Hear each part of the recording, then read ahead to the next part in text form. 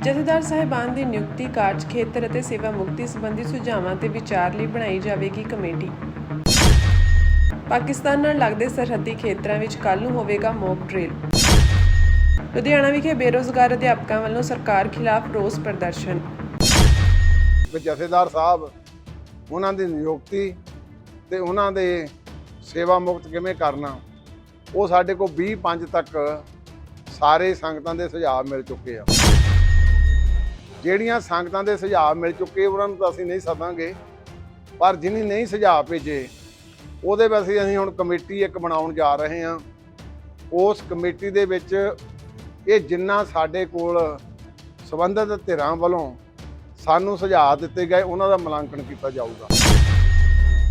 ਸ਼੍ਰੋਮਣੀ ਗੁਰਦੁਆਰਾ ਪ੍ਰਬੰਧਕ committee ਦੇ ਪ੍ਰਧਾਨ advocate Harjinder Singh Dhami ਨੇ ਕਿਹਾ ਕਿ ਸ਼੍ਰੀ ਅਕਾਲ ਤਖਤ ਸਾਹਿਬ ਦੇ ਜਥੇਦਾਰ ਦੀ ਨਿਯੁਕਤੀ, ਯੋਗਤਾ, ਜ਼ਿੰਮੇਵਾਰੀਆਂ ਅਤੇ ਸੇਵਾ ਮੁਕਤੀ ਦੇ ਸਬੰਧ ਵਿੱਚ ਪਹੁੰਚੇ ਸੁਝਾਵਾਂ ਨੂੰ ਵਿਚਾਰ ਲਈ ਜਲਦ ਹੀ ਇੱਕ ਕਮੇਟੀ ਦਾ ਗਠਨ ਕੀਤਾ ਜਾਵੇਗਾ। ਐਡਵੋਕੇਟ ਧਾਮੀ ਨੇ ਆਖਿਆ ਕਿ ਸ਼੍ਰੋਮਣੀ ਕਮੇਟੀ ਦੇ ਬਜਟ ਇਜਲਾਸ ਵਿੱਚ ਪਾਸ ਕੀਤੇ ਗਏ ਮਤੇ ਦੀ ਰੋਸ਼ਨੀ ਵਿੱਚ ਸਿੱਖ ਜਥੇਬੰਦੀਆਂ, ਸਭਾ ਸੁਸਾਇਟੀਆਂ, ਬੁੱਧੀਜੀਵੀਆਂ ਅਤੇ ਸਿੱਖ ਸੰਸਥਾਵਾਂ ਪਾਸੋਂ 20 ਮਈ 2025 ਤੱਕ ਸੁਝਾਵਾਂ ਦੀ ਮੰਗ ਕੀਤੀ ਗਈ ਸੀ, ਜਿਸ ਤਹਿਤ ਵੱਡੀ ਗਿਣਤੀ ਵਿੱਚ ਸੁਝਾਅ ਸ਼੍ਰੋਮਣੀ ਕਮੇਟੀ ਕੋਲ ਪਹੁੰਚੇ ਹਨ। ਇਸ ਦਾ ਮੁਲਾਂਕਣ ਕਰਨ ਲਈ ਜਲਦ ਹੀ ਇੱਕ ਕਮੇਟੀ ਦਾ ਗਠਨ ਕੀਤਾ ਜਾਵੇਗਾ। ਉਹਨਾਂ ਦੱਸਿਆ ਕਿ ਇਸ ਕਮੇਟੀ ਵਿੱਚ ਵੱਖ-ਵੱਖ ਜਥੇਬੰਦੀਆਂ ਦੇ ਨੁਮਾਇੰਦੇ, ਸਿੱਖ ਸੰਸਥਾਵਾਂ ਦੇ ਆਗੂ ਅਤੇ ਸਿੱਖ ਬੁੱਧੀਜੀਵੀ ਸ਼ਾਮਿਲ ਕੀਤੇ ਜਾਣਗੇ। ਸ਼੍ਰੋਮਣੀ ਕਮੇਟੀ ਪ੍ਰਧਾਨ ਨੇ ਕਿਹਾ ਕਿ ਸਿੱਖ ਜਗਤ ਅੰਦਰ ਲੰਮੇ ਸਮੇਂ ਤੋਂ ਜਥੇਦਾਰ ਸਾਹਿਬ ਦੀ ਨਿਯੁਕਤੀ ਅਤੇ ਸੇਵਾ ਮੁਕਤੀ ਦੇ ਸਬੰਧ ਵਿੱਚ ਨਿਯਮਾਵਲੀ ਬਣਾਉਣ ਸੰਬੰਧੀ ਮੰਗ ਅਤੇ ਚਰਚਾ ਚੱਲਦੀ ਆ ਰਹੀ ਹੈ। ਇਸੇ ਨੂੰ ਵੇਖਦੇ ਸ਼੍ਰੋਮਣੀ ਕਮੇਟੀ ਨੇ ਕਾਰਵਾਈ ਆਰੰਭੀ ਹੈ ਅਤੇ ਸੁਝਾਵਾਂ ਦੀ ਮੰਗ ਕੀਤੀ ਸੀ। ਅਸੀਂ ਇੱਕ 20 ਮਈ ਤਰੀਕ ਰੱਖੀ ਸੀ ਸ਼੍ਰੀ ਅਕਾਲ ਤਖਤ ਸਾਹਿਬ ਜੀ ਦੇ ਇਹ ਨਿਯਮ ਬਣਾਉਣ ਲਈ ਕਿ ਜਥੇਦਾਰ ਸਾਹਿਬ ਉਹਨਾਂ ਦੀ ਨਿਯੁਕਤੀ ਤੇ ਉਹਨਾਂ ਦੇ ਸੇਵਾ ਮੁਕਤ ਕਿਵੇਂ ਕਰਨਾ, ਉਹ ਸਾਡੇ ਕੋਲ 20/5 ਤੱਕ ਸਾਰੇ ਸੰਗਤਾਂ ਦੇ ਸੁਝਾਅ ਮਿਲ ਚੁੱਕੇ ਆ। ਜਿਹੜੀਆਂ ਸੰਗਤਾਂ ਦੇ ਸੁਝਾਅ ਮਿਲ ਚੁੱਕੇ ਉਹਨਾਂ ਨੂੰ ਤਾਂ ਅਸੀਂ ਨਹੀਂ ਸੱਦਾਂਗੇ, ਪਰ ਜਿਹਨੇ ਨਹੀਂ ਸੁਝਾਅ ਭੇਜੇ ਉਹਦੇ ਵਿੱਚ ਅਸੀਂ ਹੁਣ ਕਮੇਟੀ ਇੱਕ ਬਣਾਉਣ ਜਾ ਰਹੇ ਹਾਂ।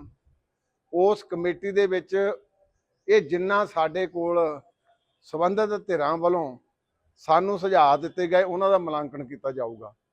ਉਸ ਮੁਲਾਂਕਣ ਤੋਂ ਬਾਅਦ ਫਿਰ ਇੱਕ ਛੋਟੀ ਕਮੇਟੀ ਇਹਦੀ ਸਾਰੀ ਸਮੀਖਿਆ ਕਰਕੇ, ਇਹ ਕਿਉਂਕਿ ਵੱਡੇ ਲੰਮੇ ਅਰਸੇ ਦੀ ਬਹੁਤ ਸਾਰਿਆਂ ਦੀ ਤੇ ਸ਼੍ਰੋਮਣੀ ਗੁਰਦੁਆਰਾ ਪ੍ਰਬੰਧਕ ਕਮੇਟੀ ਦੀ ਵੀ ਇਹ ਚਾਹਨਾ ਸੀ ਕਿ ਇਹ ਕਾਰਜ ਛੇਤੀ ਤੋਂ ਛੇਤੀ ਹੋ ਸਕੇ।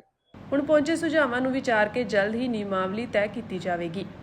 ਸੋ ਮੈਂ ਆਉਂਦੇ ਦਿਨਾਂ ਦੇ ਵਿੱਚ ਉਹ ਮੈਂਬਰ ਸਾਹਿਬਾਨ ਜਿਹੜੇ ਸਹਿਰਦੇ ਆ, ਜਥੇਬੰਦੀਆਂ ਜਿਹੜੀਆਂ ਸਹਿਰਦੇ ਆ, ਜਿਹੜੀਆਂ ਹਮੇਸ਼ਾ ਹੀ ਸ਼੍ਰੋਮਣੀ ਗੁਰਦੁਆਰਾ ਪ੍ਰਬੰਧਕ ਕਮੇਟੀ ਨਾਲ ਸਹਿਯੋਗ ਕਰਦੀਆਂ, ਤੇ ਉਹਨਾਂ ਦੇ ਵਿੱਚੋਂ ਕੁਝ ਵਿਦਵਾਨ ਵੀ ਉਹ ਸਾਰੇ ਪਾ ਕੇ ਛੇਤੀ ਉਹ ਜਿਹੜੀ ਕਮੇਟੀ ਆ ਉਹ ਬਣਾਤੀ ਜਾਊਗੀ। ਤੇ ਸਾਰੇ ਨਿਯਮ ਉਪ ਨਿਯਮ ਭਾਵੇਂ, ਕਿਉਂਕਿ ਜਿਹਲੇ ਨਵੀਂ ਨਿਯੁਕਤੀ ਹੁੰਦੀ ਜੇ ਤਾਂ ਕੋਈ ਸਾਡੇ ਅੰਦਰਲੇ ਪ੍ਰਬੰਧ ਚੋਂ ਸਿੰਘ ਸਾਹਿਬਾਨ ਹੋਣ ਤਾਂ ਉਹ ਆਲਰੇਡੀ ਸਾਡੇ ਨਾਲ ਬਤੌਰ, ਮੈਂ ਇੰਪਲੋਈ ਸ਼ਬਦ ਨਹੀਂ ਵਰਤਾ, ਇਸ ਸੰਸਥਾ ਦੇ ਵਿੱਚ ਪਹਿਲਾਂ ਹੁੰਦੇ ਆ ਤੇ ਉਹ ਨਿਯਮ ਉਪ ਨਿਯਮ ਉਹਨਾਂ ਦੇ ਹੁੰਦੇ ਆ। ਪਰ ਇਹ ਜਿਹੜੇ ਅਸੀਂ ਨਿਯਮ ਉਪ ਨਿਯਮ ਨਹੀਂ ਗਏ, ਇਹ ਸਿਰਫ ਕੁਛ ਉਹਦੇ ਵਿੱਚ ਤਰਮੀਮਾਂ, ਕਿਉਂਕਿ ਸ਼੍ਰੋਮਣੀ ਗੁਰਦੁਆਰਾ ਪ੍ਰਬੰਧਕ ਕਮੇਟੀ ਇਹ ਸੰਸਥਾ ਦੇ ਵਿੱਚ ਸਾਰੇ ਕਾਰਜ ਹੁੰਦੇ ਆ ਤੇ ਉਹਦੇ ਲਈ ਕਾਰਜਕਾਰ ਕਿੰਨਾ ਹੋਵੇ, ਉਹਦੇ ਵਿੱਚ ਉਮਰ ਕਿੰਨੀ ਹੋਵੇ, ਉਹਦੇ ਵਿੱਚ ਜਿਹੜਾ ਸੇਵਾ ਮੁਕਤ ਕਰਨ ਦਾ ਕੀ ਪ੍ਰੋਵੀਜ਼ਨ ਹੋਵੇ, ਉਹਦੇ ਵਿੱਚ ਜਿਹੜੇ ਆਪਾਂ ਨਿਯੁਕਤੀ ਕਰਦੇ ਉਹ ਕਿਹੜਾ ਹੋਵੇ, ਉਹ ਸਾਰਾ ਅਸੀਂ ਛੇਤੀ ਕੌਮ ਦੇ ਸਾਹਮਣੇ ਲੈ ਕੇ ਆਵਾਂਗੇ। ਐਡਵੋਕੇਟ ਧਾਮੀ ਨੇ ਕਿਹਾ ਕਿ ਸ਼੍ਰੀ ਅਕਾਲ ਤਖਤ ਸਾਹਿਬ ਦੇ ਸਾਬਕਾ ਜਥੇਦਾਰ ਭਾਈ ਗੁਰਦੇਵ ਸਿੰਘ ਕੌਂਕੇ ਦਾ ਪੁਲਿਸ ਹਿਰਾਸਤ ਵਿੱਚ ਤਸ਼ੱਦਦ ਅਤੇ ਸ਼ਹੀਦ ਕਰਨ ਦੇ ਮਾਮਲੇ ਵਿੱਚ ਦੋਸ਼ੀਆਂ ਨੂੰ ਸਜ਼ਾਵਾਂ ਦੇਣ ਲਈ ਸ਼੍ਰੋਮਣੀ ਕਮੇਟੀ ਵੱਲੋਂ ਜਥੇਦਾਰ ਸਾਹਿਬ ਦੇ ਪਰਿਵਾਰ ਦੇ ਸਹਿਯੋਗ ਨਾਲ ਪਰਚਾ ਦਰਜ ਕਰਨ ਲਈ 14 ਜਨਵਰੀ 2024 ਨੂੰ ਇੱਕ ਅਰਜ਼ੀ ਦਿੱਤੀ ਗਈ ਸੀ, ਜਦਕਿ ਪੰਜਾਬ ਸਰਕਾਰ ਦੀ ਸਿੱਖ ਵਿਰੋਧੀ ਮਨਸ਼ਾ ਤਹਿਤ ਇਸ ਨੂੰ ਰੱਦ ਕਰ ਦਿੱਤਾ ਗਿਆ ਹੈ। ਹੁਣ ਇਸ ਨੂੰ ਲੈ ਕੇ ਸ਼੍ਰੋਮਣੀ ਕਮੇਟੀ ਵੱਲੋਂ ਜਥੇਦਾਰ ਭਾਈ ਗੁਰਦੇਵ ਸਿੰਘ ਕੌਂਕੇ ਦੇ ਸਪੁੱਤਰ ਹਰੀ ਸਿੰਘ ਰਾਹੀਂ ਪੰਜਾਬ ਅਤੇ ਹਰਿਆਣਾ ਹਾਈ ਕੋਰਟ ਅੰਦਰ ਪਟੀਸ਼ਨ ਦਾਇਰ ਕੀਤੀ ਗਈ ਹੈ, ਜਿਸ ਤੇ ਅਦਾਲਤ ਵੱਲੋਂ ਸਰਕਾਰ ਅਤੇ ਜਗਰਾਉਂ ਥਾਣੇ ਦੇ ਸਬੰਧਤ SHO ਨੂੰ ਨੋਟਿਸ ਜਾਰੀ ਕਰਦਿਆਂ ਇਸ ਦੀ ਅਗਲੀ ਸੁਣਵਾਈ 28 ਜੁਲਾਈ 2025 ਰੱਖੀ ਹੈ। ਸ਼੍ਰੋਮਣੀ ਕਮੇਟੀ ਪ੍ਰਧਾਨ ਨੇ ਕਿਹਾ ਕਿ ਇਹ ਕੌਮ ਦਾ ਬੇਹੱਦ ਸੰਜੀਦਾ ਮਾਮਲਾ ਹੈ ਅਤੇ ਸ਼੍ਰੋਮਣੀ ਕਮੇਟੀ ਇਸ ਨੂੰ ਲੈ ਕੇ ਗੰਭੀਰ ਯਤਨ ਕਰੇਗੀ। ਉਹਨਾਂ ਪੰਜਾਬ ਸਰਕਾਰ ਦੀ ਆਲੋਚਨਾ ਕਰਦਿਆਂ ਕਿਹਾ ਕਿ ਲੋਕਾਂ ਨੂੰ ਇਨਸਾਫ ਦੇਣ ਦੇ ਝੂਠੇ ਵਾਅਦੇ ਕਰਕੇ ਬਣੀ ਇਹ ਸਰਕਾਰ ਸਿੱਖ ਕੌਮ ਦੇ ਜਥੇਦਾਰ ਦੇ ਪਰਿਵਾਰ ਨੂੰ ਇਨਸਾਫ ਦੇਣ ਤੋਂ ਭੱਜ ਰਹੀ ਹੈ। ਸਿੰਘ ਸਾਹਿਬ ਭਾਈ ਗੁਰਦੇਵ ਸਿੰਘ ਜੀ ਕੌਂਕੇ, ਉਹਨਾਂ ਦਾ ਕਿਉਂਕਿ ਪੁਲਿਸ ਨੇ ਕੋਹ ਕੇ ਉਹਨਾਂ ਨੂੰ ਸ਼ਹੀਦ ਕੀਤਾ ਸੀ ਤੇ ਉਹਦੀ ਅਸੀਂ 14/1/24 ਨੂੰ ਭਾਈ ਕੌਂਕੇ ਸਾਹਿਬ ਦੀ ਧਰਮ ਪਤਨੀ ਵੱਲੋਂ ਇੱਕ ਕੰਪਲੇਂਟ ਪਵਾਈ ਸੀ ਜਗਰਾਉਂ ਥਾਣੇ ਦੇ ਵਿੱਚ, ਜਿਹਦੇ ਵਿੱਚ ਅਸੀਂ ਲਿਖਿਆ ਸੀ ਕਿ ਆਹ ਮੁਲਜ਼ਮ ਹੈ, ਇਹਨਾਂ ਦੇ ਖਿਲਾਫ FIR ਦਰਜ ਕੀਤੀ ਜਾਵੇ। ਪਰ ਜਿਹੜੀ ਮੌਕੇ ਦੀ ਸਰਕਾਰ ਆ, ਇਨਸਾਫ ਪਸੰਦ ਕਹਿਣ ਵਾਲੇ, ਉਹਨਾਂ ਨੇ ਉਹ ਐਜ ਇਟ ਇਜ਼ ਫਾਈਲ ਕਰ ਦਿੱਤੀ, ਉਹਦੇ ਤੇ ਕੋਈ ਕਾਰਵਾਈ ਨਹੀਂ ਕੀਤੀ। ਤੇ ਸ਼੍ਰੋਮਣੀ ਗੁਰਦੁਆਰਾ ਪ੍ਰਬੰਧਕ ਕਮੇਟੀ ਨੇ ਭਾਈ ਕੌਂਕੇ ਸਾਹਿਬ ਜੀ ਦੇ ਸਪੁੱਤਰ ਤੋਂ ਇੱਕ ਪਟੀਸ਼ਨ ਜਿਹੜੀ ਉਹ ਹਾਈ ਕੋਰਟ ਦੇ ਵਿੱਚ ਪਾਈ ਆ, ਤੇ ਉਹ ਹਾਈ ਕੋਰਟ ਦੇ ਵਿੱਚ ਅੱਜ ਨੋਟਿਸ ਆਫ ਮੋਸ਼ਨ ਵੀ ਜਾਰੀ ਹੋ ਗਿਆ, ਤੇ ਉਹਦੀ ਅਗਲੀ ਤਰੀਕ ਜਿਹੜੀ ਆ ਉਹ 28/7/2025 ਹੋਈ ਆ, ਜਿਹਦੇ ਵਿੱਚ ਅਸੀਂ ਸਟੇਟ ਨੂੰ ਦਾ ਪਾਰਟੀ ਰੱਖਣਾ ਹੀ ਸੀਗਾ। ਉਹਦੇ ਨਾਲ SHO ਜਗਰਾਵਾਂ ਜੀ ਨੇ ਉਹ ਕੰਪਲੇਂਟ ਜਿਹੜੀ ਅਸੀਂ ਪਾਈ ਸੀ ਉਹਨੂੰ ਫਾਈਲ ਕੀਤਾ। ਉਹ ਜਿਹੜੀ ਆ ਇਹ ਪਟੀਸ਼ਨ ਆ for registration of FIR against the culprits, ਜਿਹੜੇ ਵੀ ਅਸੀਂ ਉਹਦੇ ਵਿੱਚ ਬਾਈ ਨੇਮ ਮੈਂਸ਼ਨ ਕੀਤੇ ਆ। ਸੋ ਗੁਰੂ ਸਾਹਿਬ ਕਿਰਪਾ ਕਰਨ, ਸ਼੍ਰੋਮਣੀ ਗੁਰਦੁਆਰਾ ਪ੍ਰਬੰਧਕ ਕਮੇਟੀ ਸਿੱਖਾਂ ਦੀ ਸਰਮੌਰ ਸੰਸਥਾ ਆ, ਤੇ ਗੁਰੂ ਸਾਹਿਬ ਕਿਰਪਾ ਤੇ ਬਖਸ਼ਿਸ਼ ਕਰਕੇ ਆਪ ਹੀ ਤਰਸ ਕਰਕੇ ਇਹ ਸਾਰੇ ਕਾਰਜ ਕਰਵਾ ਰਹੀ ਆ।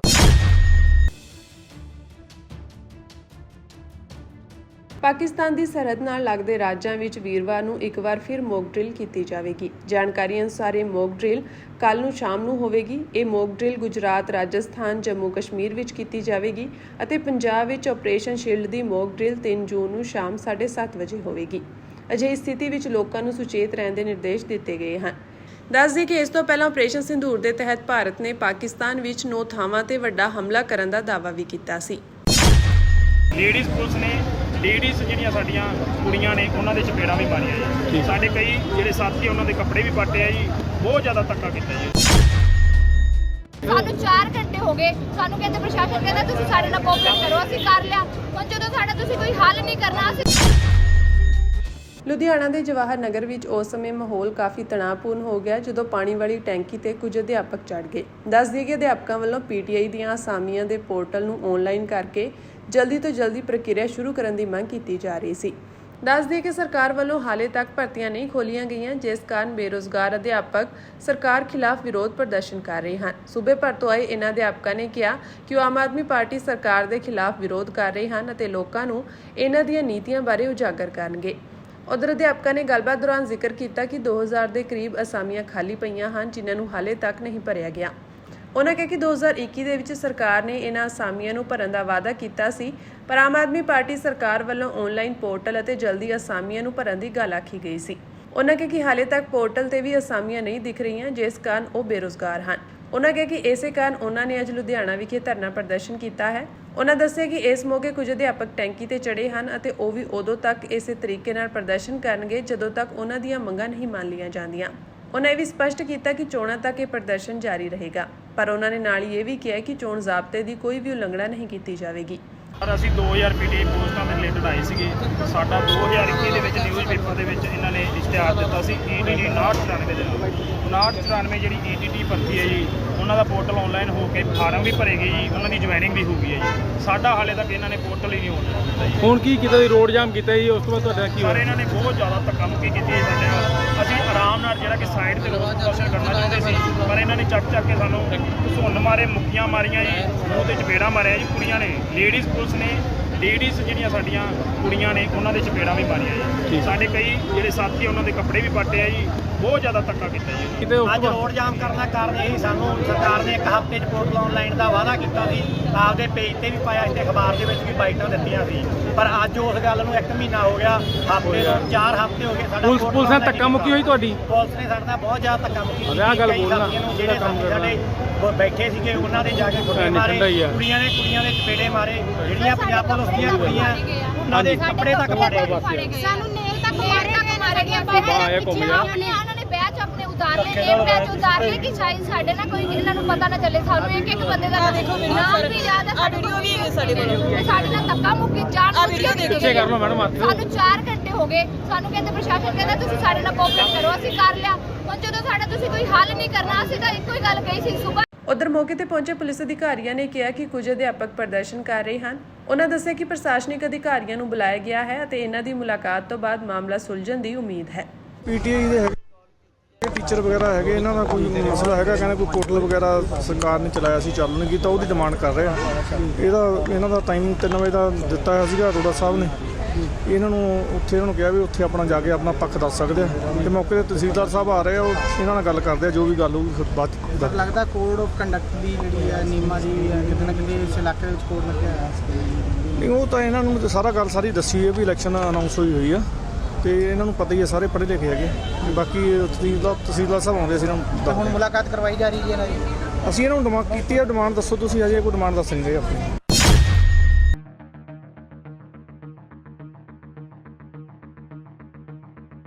ਜੂਨ 1984 ਵਿੱਚ ਭਾਰਤ ਸਰਕਾਰ ਵੱਲੋਂ ਸੱਚਖੰਡ, ਸ਼੍ਰੀ ਹਰਿਮੰਦਰ ਸਾਹਿਬ, ਸ਼੍ਰੀ ਅਕਾਲ ਤਖਤ ਸਾਹਿਬ ਅਤੇ ਹੋਰ ਗੁਰਧਾਮਾਂ ਤੇ ਕੀਤੇ ਗਏ ਫੌਜੀ ਹਮਲੇ ਦੀ ਸਾਲਾਨਾ ਯਾਦ ਵਿੱਚ ਕੀਤੇ ਜਾਣ ਵਾਲੇ ਸ਼ਹੀਦੀ ਸਮਾਗਮਾਂ ਨੂੰ ਲੈ ਕੇ ਅੱਜ ਸ਼੍ਰੋਮਣੀ ਗੁਰਦੁਆਰਾ ਪ੍ਰਬੰਧਕ ਕਮੇਟੀ ਦੇ ਪ੍ਰਧਾਨ ਐਡਵੋਕੇਟ ਹਰਜਿੰਦਰ ਸਿੰਘ ਧਾਮੀ ਨੇ ਵੱਖ-ਵੱਖ ਮੀਟਿੰਗਾਂ ਕਰਕੇ ਪ੍ਰਬੰਧਾਂ ਲਈ ਜ਼ਰੂਰੀ ਦਿਸ਼ਾ ਨਿਰਦੇਸ਼ ਦਿੱਤੇ। ਐਡਵੋਕੇਟ ਧਾਮੀ ਨੇ ਸੱਚਖੰਡ, ਸ਼੍ਰੀ ਹਰਿਮੰਦਰ ਸਾਹਿਬ ਦੇ ਸਿੰਘ ਸਾਹਿਬਾਨ, ਸ਼੍ਰੋਮਣੀ ਕਮੇਟੀ ਦੇ ਅਧਿਕਾਰੀਆਂ ਅਤੇ ਸ਼੍ਰੀ ਦਰਬਾਰ ਸਾਹਿਬ ਦੇ ਮੈਨੇਜਰਾਂ ਨਾਲ ਵੱਖ-ਵੱਖ ਮੀਟਿੰਗਾਂ ਕੀਤੀਆਂ।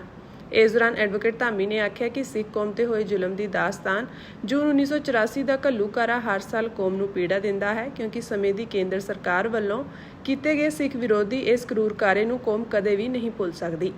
ਉਨ੍ਹਾਂ ਕਿਹਾ ਕਿ ਇਹ ਬੇਹੱਦ ਸੰਜੀਦਾ ਅਤੇ ਭਾਵੁਕ ਮੌਕਾ ਹੈ, ਜਿਸ ਨੂੰ ਇਸ ਦੀ ਭਾਵਨਾ ਅਨੁਸਾਰ ਯਾਦ ਕਰਨਾ ਕੌਮ ਦੀ ਜ਼ਿੰਮੇਵਾਰੀ ਹੈ। ਉਨ੍ਹਾਂ ਆਖਿਆ ਕਿ ਸਮੁੱਚੀ ਕੌਮ ਦਾ ਫਰਜ਼ ਹੈ ਕਿ ਉਹ ਆਪਣੇ ਸ਼ਹੀਦਾਂ ਨੂੰ ਯਾਦ ਕਰਨ ਮੌਕੇ ਸੱਚਖੰਡ, ਸ਼੍ਰੀ ਹਰਿਮੰਦਰ ਸਾਹਿਬ ਦੀ ਮਰਿਆਦਾ ਨੂੰ ਧਿਆਨ ਵਿੱਚ ਰੱਖਦੇ ਹੋਏ ਸਮਾਗਮਾਂ ਵਿੱਚ ਸ਼ਮੂਲੀਅਤ ਕਰਨ।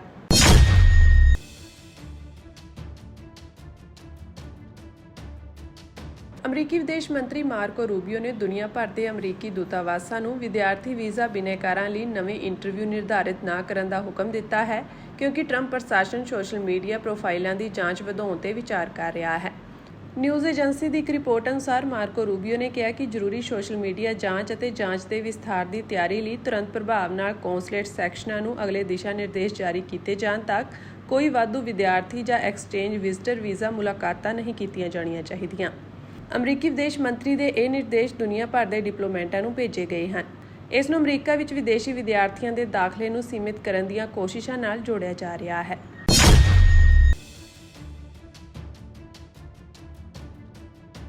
ਸ਼੍ਰੋਮਣੀ ਗੁਰਦੁਆਰਾ ਪ੍ਰਬੰਧਕ ਕਮੇਟੀ ਦਾ 4 ਮੈਂਬਰੀ ਵਫਦ 29 ਮਈ ਯਾਨੀ ਕਿ ਭਲਕੇ ਤਖਤ ਸ੍ਰੀ ਪਟਨਾ ਸਾਹਿਬ ਵਿਖੇ ਪਹੁੰਚੇਗਾ। ਵਫਦ ਕੱਲ੍ਹ ਸਵੇਰੇ ਤਖਤ ਸ੍ਰੀ ਹਰਿਮੰਦਰ ਸਾਹਿਬ ਜੀ ਪਟਨਾ ਸਾਹਿਬ ਵਿਖੇ ਜਾ ਕੇ ਤਖਤ ਸਾਹਿਬ ਦੀ ਪ੍ਰਬੰਧਕ ਕਮੇਟੀ ਅਤੇ 5 ਪਿਆਰੇ ਸਹਿਬਾਨ ਨਾਲ ਗੱਲਬਾਤ ਕਰੇਗਾ। ਤਖਤ ਸ੍ਰੀ ਪਟਨਾ ਸਾਹਿਬ ਦੇ 5 ਪਿਆਰਿਆਂ ਵੱਲੋਂ ਜਾਰੀ ਕੀਤੇ ਹੁਕਮਨਾਮੇ ਦੇ ਚੱਲਦਿਆਂ ਪੈਦਾ ਹੋਇਆ ਵਿਵਾਦ ਸੁਲਝਾਉਣ ਲਈ ਇਹ ਮੀਟਿੰਗ ਕੀਤੀ ਜਾਵੇਗੀ। ਸ਼੍ਰੀ ਅਕਾਲ ਤਖਤ ਸਾਹਿਬ ਵਿਖੇ ਬੀਤੇ ਦਿਨੀ ਪੰਜ ਸਿੰਘ ਸਾਹਿਬਾਨ ਦੀ ਹੋਈ ਇਕੱਤਰਤਾ ਤੋਂ ਬਾਅਦ ਤਖਤ ਸ੍ਰੀ ਹਰਿਮੰਦਰ ਜੀ ਪਟਨਾ ਸਾਹਿਬ ਦੇ 5 ਪਿਆਰਿਆਂ ਵੱਲੋਂ ਕੀਤੇ ਆਦੇਸ਼ ਦੇ ਮਾਮਲੇ ਵਿੱਚ ਸ਼੍ਰੋਮਣੀ ਗੁਰਦੁਆਰਾ ਪ੍ਰਬੰਧਕ ਕਮੇਟੀ ਵੱਲੋਂ ਤਖਤ ਸ੍ਰੀ ਹਰਿਮੰਦਰ ਜੀ ਪਟਨਾ ਸਾਹਿਬ ਵਿਖੇ ਜਾ ਕੇ ਗੱਲਬਾਤ ਕਰਨ ਲਈ ਇੱਕ ਵਫਦ ਦਾ ਗਠਨ ਕੀਤਾ ਗਿਆ ਸੀ। ਸ਼੍ਰੋਮਣੀ ਕਮੇਟੀ ਦੇ ਪ੍ਰਧਾਨ ਐਡਵੋਕੇਟ ਹਰਜਿੰਦਰ ਸਿੰਘ ਧਾਮੀ ਵੱਲੋਂ ਗਠਿਤ ਕੀਤੇ ਗਏ ਇਸ ਵਫਦ ਵਿੱਚ ਸ਼੍ਰੋਮਣੀ ਕਮੇਟੀ ਦੇ ਸੀਨੀਅਰ ਮੀਤ ਪ੍ਰਧਾਨ ਰਘੁਜੀਤ ਸਿੰਘ ਵਿਰਕ, ਮੈਂਬਰ ਭਾਈ ਗੁਰਚਰਨ ਸਿੰਘ ਗਰੇਵਾਲ, ਗੁਰਬਚਨ ਸਿੰਘ ਕਰਮੂਵਾਲਾ ਨੂੰ ਸ਼ਾਮਲ ਕੀਤਾ ਗਿਆ ਹੈ। ਇਸ ਦੇ ਕੋਆਰਡੀਨੇਟਰ ਮੀਤ ਸਕੱਤਰ ਜਸਵਿੰਦਰ ਸਿੰਘ ਜੱਸੀ ਨੂੰ ਲਗਾਇਆ ਗਿਆ ਹੈ।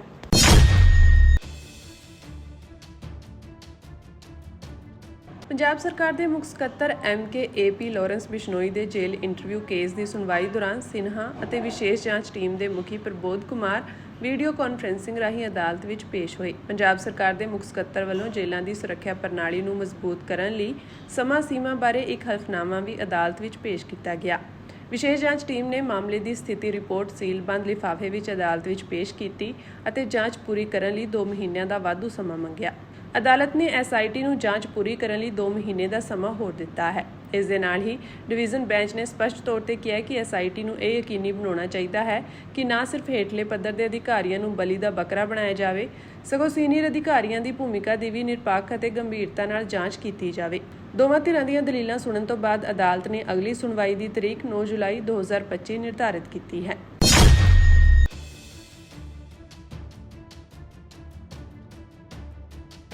ਅਮਰੀਕਾ ਦੇ ਵਿੱਚ ਯੂਨੀਵਰਸਿਟੀ ਆਫ ਖਾਲਸਾ ਖੋਲ੍ਹਣ ਬਾਰੇ ਇੱਕ ਜਥੇਬੰਦੀ ਵੱਲੋਂ ਅੱਜ ਸ਼੍ਰੀ ਅਕਾਲ ਤਖਤ ਸਾਹਿਬ ਦੇ ਜਥੇਦਾਰ ਤੱਕ ਪਹੁੰਚ ਕੀਤੀ ਗਈ। ਵਿਦੇਸ਼ਾਂ ਵਿੱਚ ਸਿੱਖੀ ਦੇ ਪ੍ਰਚਾਰ ਨੂੰ ਹੋਰ ਤੇਜ਼ ਕਰਨ ਦੇ ਲਈ ਲਗਾਤਾਰ ਹੀ ਸਿੱਖ ਸੰਸਥਾਵਾਂ ਵੱਲੋਂ ਹਰ ਸੰਭਵ ਕੋਸ਼ਿਸ਼ਾਂ ਕੀਤੀਆਂ ਜਾ ਰਹੀਆਂ ਹਨ, ਜਿਸ ਦੇ ਚੱਲਦਿਆਂ ਕੈਲੀਫੋਰਨੀਆ ਦੀ ਇੱਕ ਜਥੇਬੰਦੀ ਵੱਲੋਂ ਵਿਦੇਸ਼ਾਂ ਵਿੱਚ ਸਿੱਖੀ ਦਾ ਪ੍ਰਚਾਰ ਤੇਜ਼ ਕਰਨ ਲਈ ਇਹ ਪਹਿਲਕਦਮੀ ਕੀਤੀ ਜਾ ਰਹੀ ਹੈ। ਜਿਸ ਦੇ ਚੱਲਦਿਆਂ ਉਹਨਾਂ ਵੱਲੋਂ ਸ਼੍ਰੋਮਣੀ ਗੁਰਦੁਆਰਾ ਪ੍ਰਬੰਧਕ ਕਮੇਟੀ ਦੇ ਧਰਮ ਪ੍ਰਚਾਰ ਦਿਵਸ ਸਕੱਤਰ ਵਿਜ ਸਿੰਘ ਨਾਲ ਰਾਬਤਾ ਕਾਇਮ ਕਰਨ ਤੋਂ ਬਾਅਦ ਸ੍ਰੀ ਅਕਾਲ ਤਖਤ ਸਾਹਿਬ ਦੇ ਕਾਰਜਕਾਰੀ ਜਥੇਦਾਰ ਨਾਲ ਮੁਲਾਕਾਤ ਕੀਤੀ ਗਈ। ਡਾਕਟਰ ਸਰਪ੍ਰੀਤ ਸਿੰਘ ਕੈਲੀਫੋਰਨੀਆ ਨੇ ਮੀਡੀਆ ਨਾਲ ਗੱਲਬਾਤ ਕਰਦੇ ਹੋਏ ਦੱਸਿਆ ਕਿ ਅਸੀਂ ਯੂਨੀਵਰਸਿਟੀ ਆਫ ਖਾਲਸਾ ਖੋਲ੍ਹਣ ਦਾ ਉਪਰਾਲਾ ਕੀਤਾ ਹੈ, ਜਿਸ ਦੇ ਵਾਈਸ ਚਾਂਸਲਰ ਸ੍ਰੀ ਅਕਾਲ ਤਖਤ ਸਾਹਿਬ ਦੇ ਮੌਜੂਦਾ ਜਥੇਦਾਰ ਸਾਹਿਬ ਹੋਣਗੇ। ਉਹਨਾਂ ਕਿਹਾ ਕਿ ਬੜੇ ਲੰਮੇ ਸਮੇਂ ਤੋਂ ਮੰਗ ਸੀ ਕਿ ਅਮਰੀਕਾ ਦੇ ਵਿੱਚ ਵੀ ਇੱਕ ਯੂਨੀਵਰਸਿਟੀ ਆਫ ਖਾਲਸਾ ਖੋਲ੍ਹੀ ਜਾਵੇ ਅਤੇ ਉੱਥੇ ਵੀ ਇੱਕ ਸਿੱਖਾਂ ਦਾ ਬੋਰਡ ਬਣਾਇਆ ਜਾਵੇ। ਉਹਨਾਂ ਕਿਹਾ ਕਿ ਜਿਹੜੇ ਵੀ ਕੈਨੇਡਾ, ਅਮਰੀਕਾ ਤੇ ਵਿਦੇਸ਼ਾਂ ਵਿੱਚ ਗੁਰੂ ਘਰ ਹਨ, ਉਹ ਨਿੱਜੀ ਤੌਰ ਤੇ ਨਿੱਜੀ ਕਮੇਟੀਆਂ ਵੱਲੋਂ ਬਣਾਏ ਗਏ ਹਨ। ਉਹਨਾਂ ਦੀ ਆਪਣੀ ਮਰਿਆਦਾ ਹੈ ਅਤੇ ਆਪਣੀ ਮਰਿਆਦਾ ਦੇ ਵਿੱਚ ਕਈ ਢਿੱਲ ਵਰਤਦੇ ਹਨ। ਇਸ ਲਈ ਅਸੀਂ ਯੂਨੀਵਰਸਿਟੀ ਆਫ ਖਾਲਸਾ ਅਮਰੀਕਾ ਵਿੱਚ ਬਣਾਉਣ ਜਾ ਰਹੇ ਹਾਂ, ਜਿਸ ਦੇ ਸਿੱਧੇ ਤੌਰ ਉੱਤੇ ਜਥੇਦਾਰ ਸ੍ਰੀ ਅਕਾਲ ਤਖਤ ਸਾਹਿਬ ਹੀ ਵਾਈਸ ਚਾਂਸਲਰ ਹੋਣਗੇ।